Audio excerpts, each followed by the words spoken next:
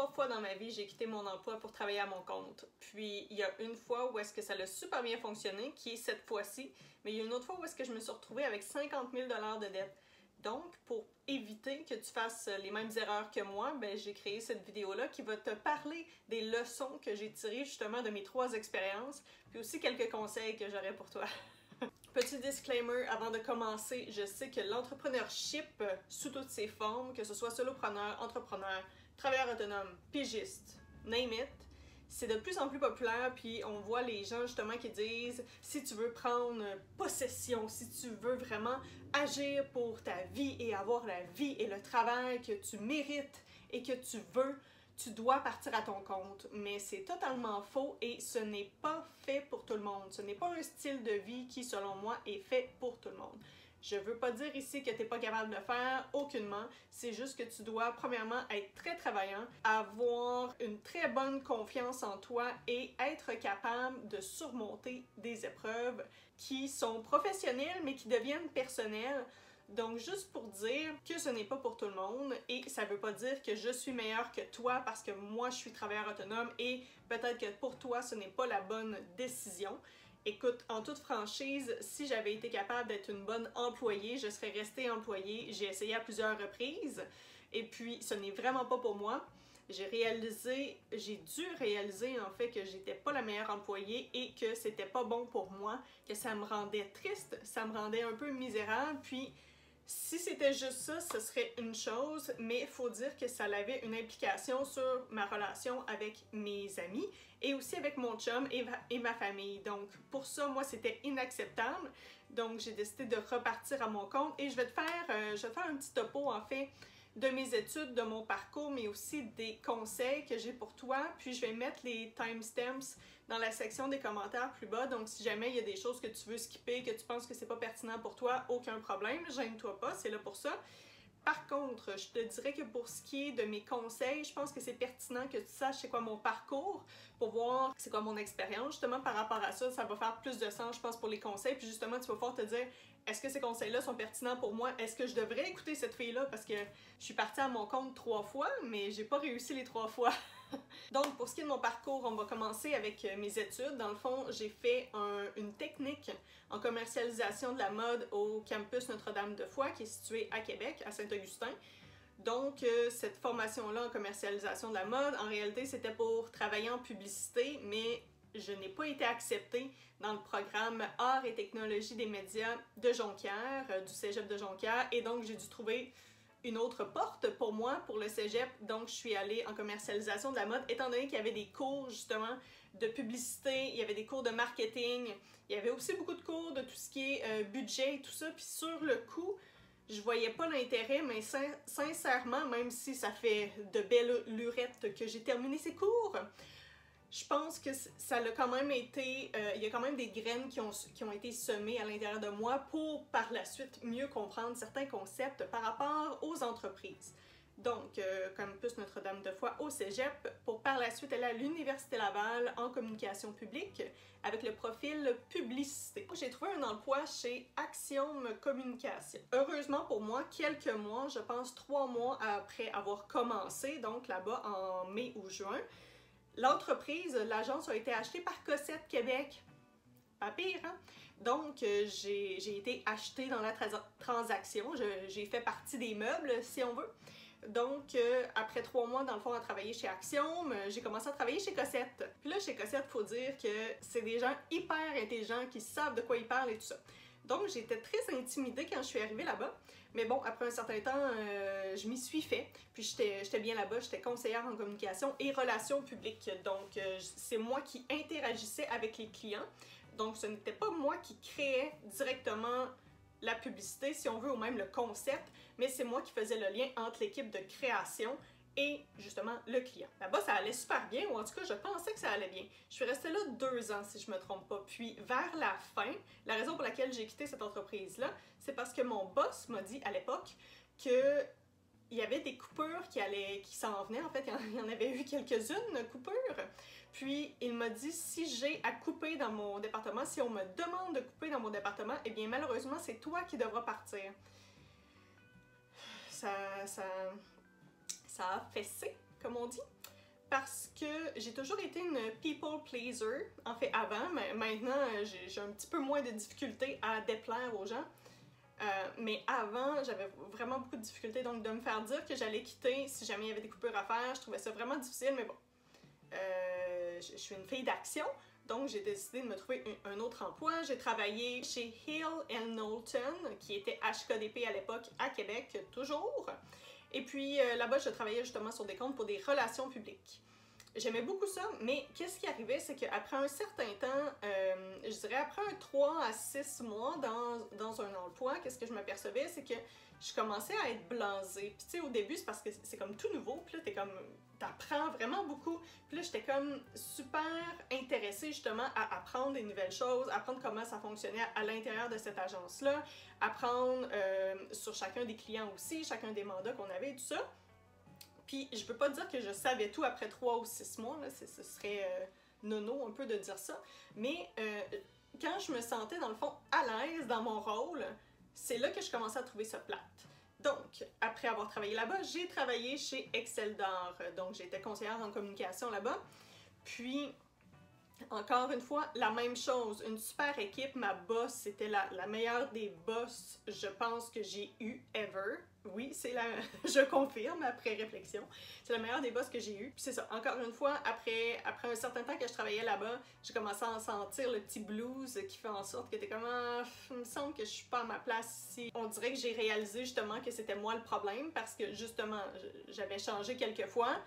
De Cossette, c'était pas vraiment ma décision, si on veut, mais quand même chez HKDP et chez Excel d'Or. Et donc, je me suis dit, bon, je dois réfléchir à ça, justement, parce qu'on dirait que le problème, ce n'est pas les entreprises et les équipes que je joins, mais bien moi-même.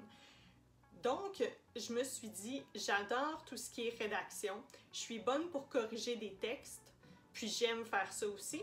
Et c'est une des tâches qu'on me confiait justement dans les agences et même chez Excel d'Or, c'était de réviser des textes parce que j'aime beaucoup ça. Donc, j'ai décidé de partir à mon compte en faisant ça. Mais je suis pas partie comme cold turkey où est-ce que j'avais aucun... Oh, bébé, je bougeais trop mon cœur. Ah non, ça va? Donc, j'ai décidé de partir à mon compte. En fait, c'est pas tout à fait vrai. C'est que j'ai vu un post affiché sur les interwebs pour TransPerfect, qui est une organisation à New York, basée à New York, mais qui ont des bureaux un peu partout dans le monde, qui font de la traduction. Puis, ils cherchaient quelqu'un pour faire de la révision linguistique, donc corriger les textes en français. Donc, il y a comme une traduction qui se fait par une équipe, donc traduction de l'anglais au français, puis par la suite, quelqu'un comme moi qui révise. Donc, on m'a offert un poste en plein. Par contre, c'est pas ce que je voulais, parce qu'au départ, le poste en plein devait être à New York. Puis là, j'étais comme, je comprends que c'est une job, probablement que dans 6 mois encore, je vais être comme écœurée, mais par contre, c'est à New York. Je peux pas croire que j'aurais l'occasion d'habiter là-bas, puis de travailler là-bas, puis tout ça. Puis de parfaire mon anglais, bien évidemment. Par contre, l'emploi, finalement, c'était pas pour New York, c'était pour Montréal. Donc, ça m'intéressait pas, étant donné que c'était à Montréal.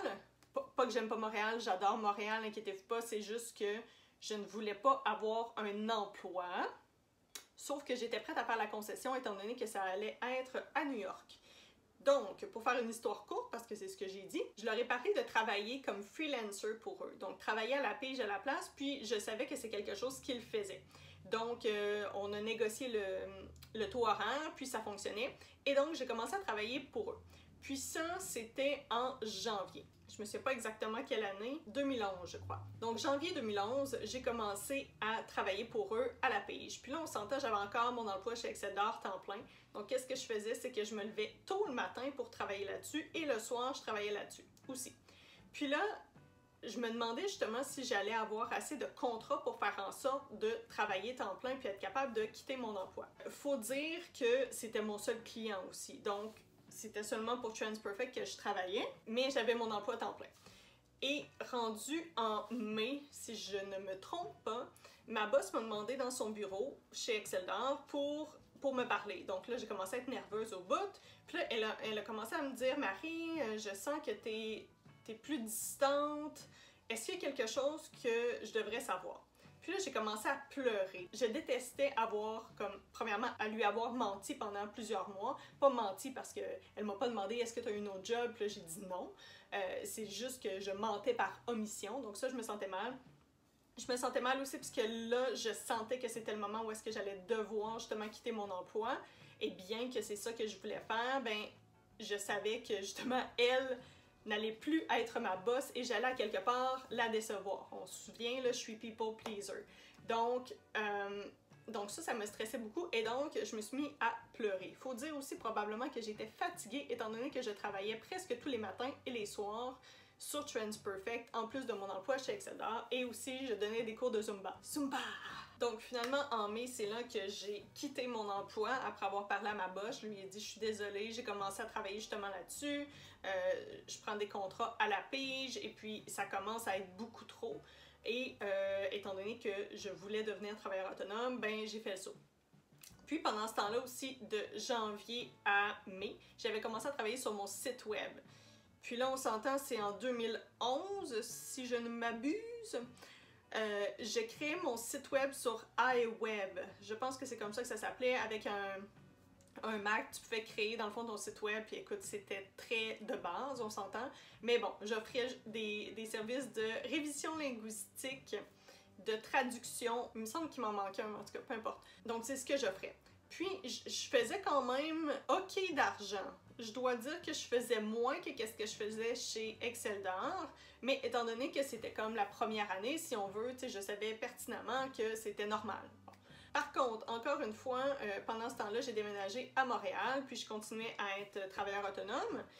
Et puis, qu'est-ce qui est arrivé? C'est que j'ai encore senti ce foutu sentiment-là de je ne fais rien de ma vie. C'est ça, un sentiment de je n'utilise pas ma vie comme je devrais l'utiliser. Et depuis que je suis jeune, j'avais toujours voulu être prof au secondaire. Puis je sais pas pourquoi quand est venu le temps de choisir dans le fond où est-ce qu'on allait dans la vie, dans quel programme de cégep qu'on allait s'inscrire. Je sais pas pourquoi, en fait, la publicité m'intéressait vraiment beaucoup. C'est encore très obscur, mais bon, ça m'intéresse, probablement parce qu'il y a un aspect de psychologie, d'humain et tout ça.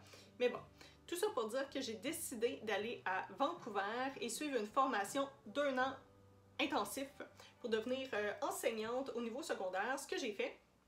Puis ensuite, j'ai été enseignante pendant 2 ans à temps plein, donc 1 an de formation, 2 ans à temps plein comme enseignante de sciences humaines et de français au secondaire. Puis, encore une fois, là-bas, c'était un peu différent. Donc là, ça va être la 2e fois où est-ce que j'ai quitté mon emploi pour travailler comme travailleur autonome, de façon très peu successful, tu vas le voir. Donc, j'ai quitté mon emploi comme enseignante après plusieurs mois où est-ce que j'avais commencé à bâtir, je pensais, une entreprise comme self-coach, life coach en fait, pour les ados, donc pour les gens qui étaient mes élèves si on veut, parce que je trouvais qu'il manquait beaucoup de choses au système d'éducation là-bas, donc au BC, mais même au Québec, je dois dire. Il y a certains aspects qui manquent, puis je trouvais qu'on ne focusait pas assez sur la confiance en soi, donc moi je voulais aider justement les jeunes, et aussi tout ce qui est budgétisation, puis tu sais, des trucs de la vie courante, je pense, qui manquent beaucoup. Là, j'ai mes notifications, puis je trouve ça tannant. Donc, tout ça pour dire, j'avais commencé, selon moi, c'est ça, à bâtir une entreprise, mais dans le fond, je faisais pas grand-chose. Je gossais sur Facebook, je gossais sur mon site web, je gossais sur des principes. J'apprenais beaucoup, dans le sens que je suivais des formations, heureusement non payantes, mais beaucoup de livres, beaucoup de temps investi. Puis, finalement, qu'est-ce qui arrivait, c'est que je n'avais pas d'argent de côté, puis même j'étais endettée, étant donné que j'étais retournée à l'école là-bas. Puis pour tous ceux qui chialent qu'au Québec, ça coûte cher l'éducation, allez étudier ailleurs, vous allez voir, c'est des pacotilles au Québec. Mais là-bas, premièrement, j'ai pas travaillé pendant que j'étais aux études, c'était 3 sessions, si on veut, une année intensive, donc je pouvais pas travailler. Puis ça coûte quand même de l'argent. Le programme coûtait 10 000 $, plus le fait que je ne travaillais pas, et donc j'accumulais les dettes. Donc, quand j'ai lâché ma job d'enseignante, j'avais pas de coussin, j'avais pas d'argent, j'étais juste écœurée, plus capable d'être là-bas. C'est tout simplement ça. Donc, j'ai un peu coupé comme cold turkey qu'on appelle. c'est ce que j'ai fait. J'ai carrément lâché. Mais moi, je me disais, étant donné que, justement, j'apprenais beaucoup et sur l'entrepreneuriat, puis une des choses qu'on entendait souvent, c'est tu dois couper les ponts derrière toi parce que tu dois être convaincu, tellement convaincu que c'est la seule option. Parce que si tu sais que tu as une autre option, ça devient comme une béquille, puis là, tu ne te donnes pas à 100%. Je comprends un peu le principe, mais je pense que c'est très dangereux. Puis c'est comme ça que je me suis ramassée avec 50 000 $ de dettes, dont beaucoup sur des cartes de crédit. Je pense que j'étais à 20 000 $ sur des cartes de crédit. Ma marge de crédit de 10 000 $ était aussi pleine. J'ai fait une vidéo complète là-dessus sur justement mes dettes et comment, comment je suis arrivée à rembourser tout ça.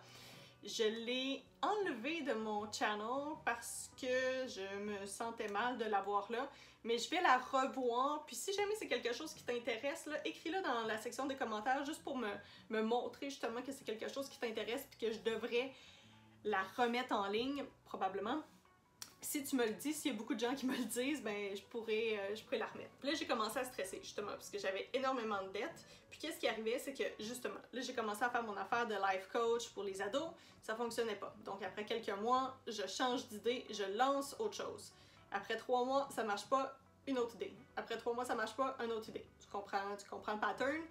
Donc, je me laissais, puis tu sais, je dis 3 mois, des fois c'était même pas 3 mois. Mais pour faire une histoire courte, j'ai décidé de revenir au Québec, habiter chez mes parents, laisser la personne avec laquelle j'étais en couple à Vancouver et revenir ici avec mon très cher Brutus, mon petit bébé.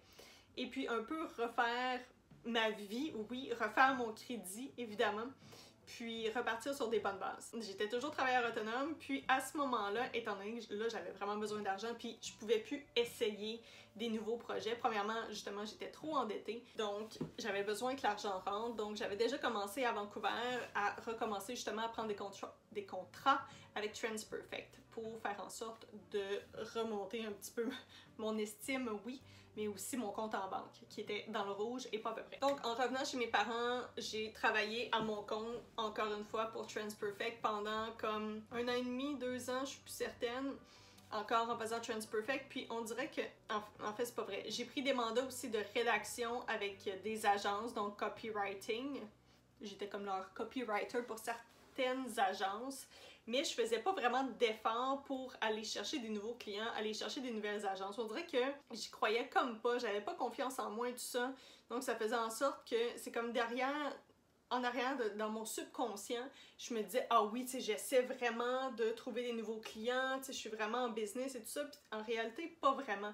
On dirait que je m'étais convaincue que je ne valais pas plus que qu'est-ce que je gagnais avec TransPerfect et que j'avais pas de capacité supérieure à ce que je faisais chez TransPerfect. En 2020, j'ai pris un emploi comme conseillère marketing pour Petal MD. J'ai travaillé là pendant 8 mois. Puis la raison pour laquelle j'ai quitté, c'est encore la même chose, c'est que je ne suis pas faite pour être employée, pour avoir un 9 to 5, pour que d'une certaine heure à une autre heure, je doive être disponible. Pourquoi? Parce que c'est comme ça que la société fonctionne. Pour moi, ça marche pas, je me sens, et là c'est peut-être trop loin, là, mais je me sens un peu comme une prostituée. Dans le sens que je sens que je dois être disponible et que je vends mon corps mais lié à mon temps. Je sais pas si tu peux relate à ça, mais c'est vraiment beaucoup comme ça que je me sens, puis c'est pour ça que j'ai de la difficulté avec tout ce qui est engagement, puis même avec mes clients, je dois faire attention, parce que selon les contrats, il y a des contrats, des mandats que j'offre et qui sont plus sur le long terme et j'ai de la difficulté parce que je me sens un petit peu pognée là-dedans. Donc chez Petal MD, encore une fois, après un certain temps que j'étais là, je pense que 3-4 mois, je me suis encore dit « Oh mon Dieu, c'est pas fait pour moi ». Mais par contre, cette fois-ci, je savais que ça allait être temporaire. Parce que avant même de commencer à travailler comme employée là-bas, j'avais dit à mon boss à l'époque de confirmer que c'était correct que je continue à prendre des mandats avec des clients. Là, on se rappelle, j'avais pas tant de clients que ça, là, parce que justement, j'avais peur d'être successful et tout ça, donc je faisais pas grand-chose.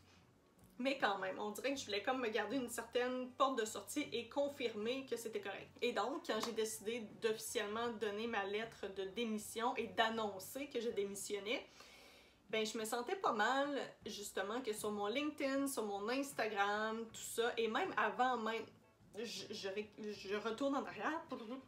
En fait, même avant de remettre ma lettre de démission, j'avais déjà commencé sur Instagram, LinkedIn et tout le tralala à mettre justement que je travaillais, je prenais des contrats à la pige.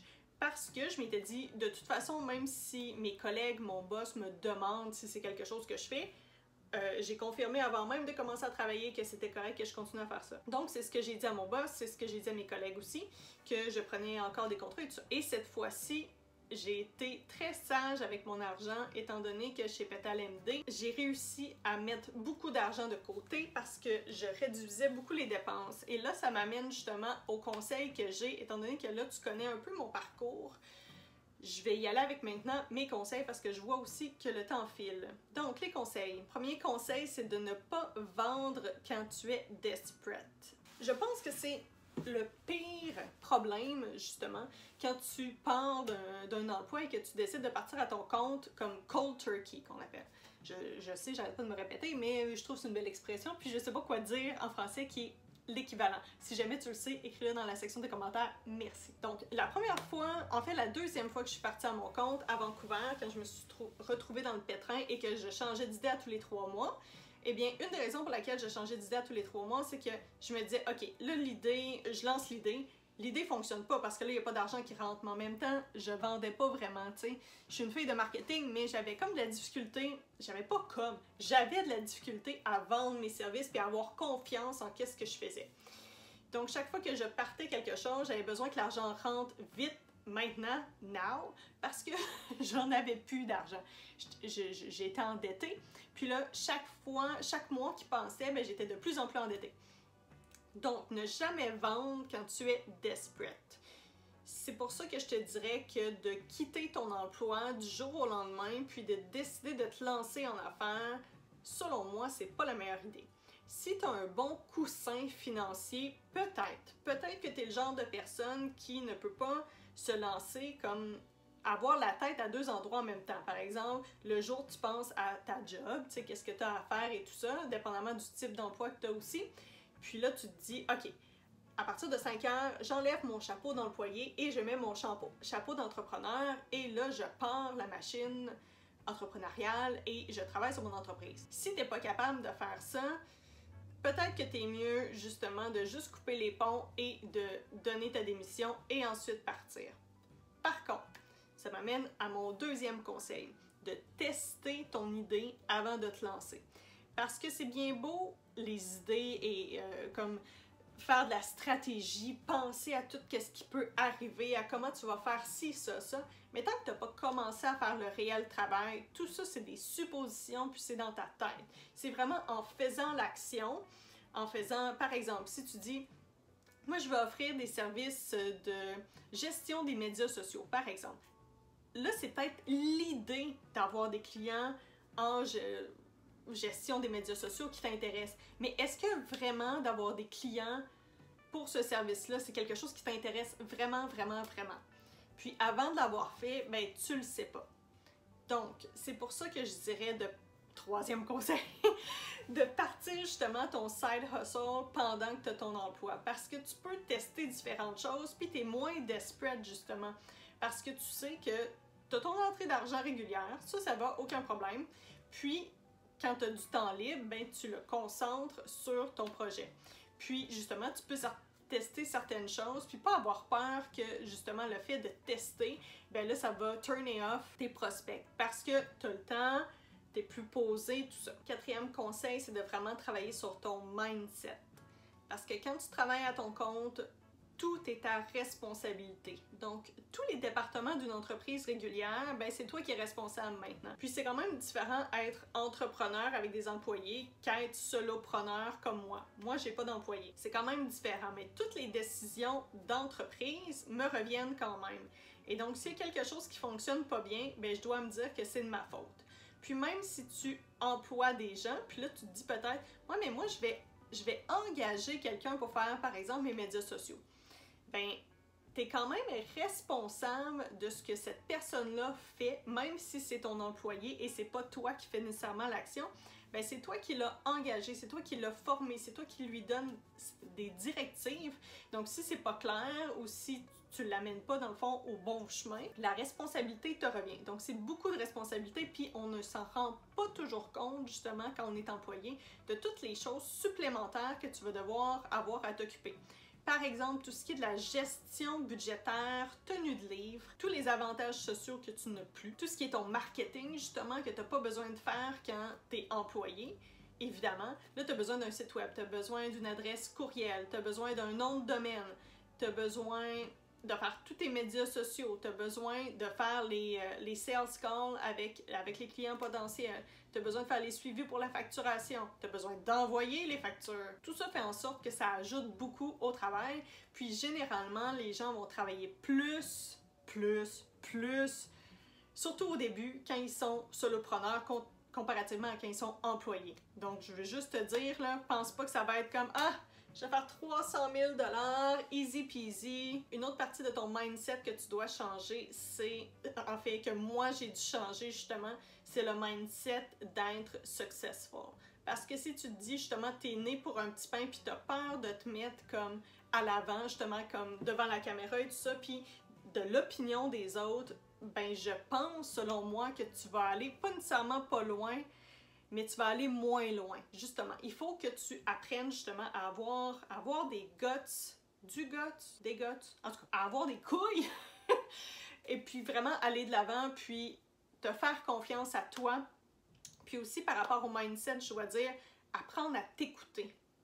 Parce que tu vas entendre plein de choses en partant à ton compte. Premièrement, des gens qui l'ont fait, comme moi, qui ont certains conseils à te donner, mais aussi des gens qui ne l'ont pas fait, puis qui sont employés, puis qui vont te dire certaines choses. Mais à la fin de la journée, là, c'est toi que tu écoutes. Il n'y a rien que tu dois absolument faire, à part légalement, là, on s'entend, mais sinon, il n'y a rien que tu dois absolument faire. Moi, je vends l'idée de faire des publicités web puis avoir des funnels pour convertir tes clients. Mais t'es pas obligé de faire ça. Il y en a plein qui font pas ça puis ils sont super successful. Donc, il faut que tu apprennes justement à t'écouter puis à suivre ton instinct. Puis là, étant donné que je ne t'ai pas donné les détails justement de cette fois-ci, comment ça se passe, j'ai quitté à la mi-janvier mon emploi chez Petal MD et puis j'ai donné un avis de 3 mois. En fait, je voulais donner un avis de comme 1 mois et demi si je me trompe pas.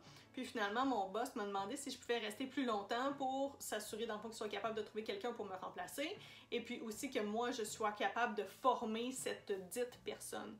Par contre, quand je suis partie à la mi-janvier, il n'y avait toujours pas d'offre d'emploi qui avait été affichée. Donc, c'est un autre conseil que j'ai peut-être à te donner. Si tu remets ta démission, donne un temps comme correct, pour un délai correct, dans le fond, pour leur laisser le temps justement de trouver quelqu'un pour te remplacer, mais sois ferme quand même avec la date que tu proposes. Par exemple, moi dans mon cas, 1 mois et demi, c'était amplement comme suffisant, parce que généralement, on dit au moins 2 semaines, puis peut-être un petit peu plus, mais quand même, apprends à être ferme, parce que de ce que j'ai entendu, il y a beaucoup d'employeurs qui font exactement ce que mon boss a fait, pour justement faire en sorte que tu restes plus longtemps. Puis pour eux, ils sont quand même cotés, les gestionnaires sont aussi cotés sur la rétention des employés, donc ça peut jouer là-dessus. Mais tout ça étant dit, je pense que c'est bon de partir en bons termes. Puis moi, il y avait aussi la possibilité de continuer à travailler avec Petal MD de façon comme à la pige, comme travailleur autonome, comme consultante.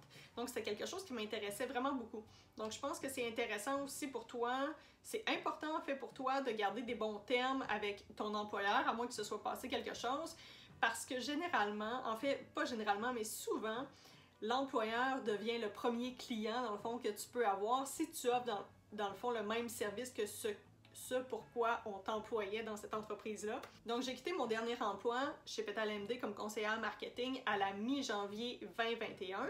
Et donc là, maintenant, on est à la mi-mai 2021. Donc, ça fait janvier, février, mars, avril, mai. Ça fait 4 mois. Depuis les 4 mois, combien d'argent est-ce que j'ai fait? Attendez, je fais ça ici. Il me semble que c'est beaucoup.